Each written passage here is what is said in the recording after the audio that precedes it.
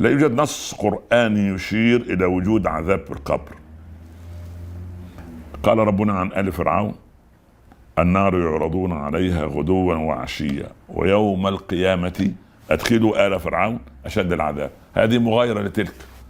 هذا النص يعني سبحان الله، النار يعرضون عليها غدوا وعشيا، هذا في عالم البرزخ. ويوم القيامة أي كمرحلة أخرى أدخلوا آل فرعون أشد العذاب.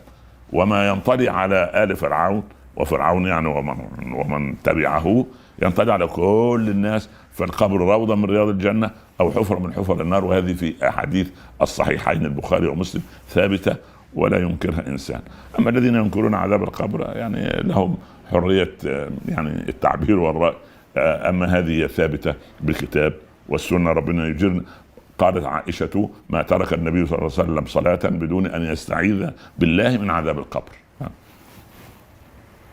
وهذه اليهودية التي دعت لأمنا عائشة وقالت: وقاك الله من عذاب القبر. فلما سألت النبي صلى الله عليه وسلم صدق على كلام اليهودية أن في القبر عذابا. والحديث طويلة وأرجع إلى الدار الآخرة والوعد الحق في هذا الكلام، لأنها من الأمور الغيبية.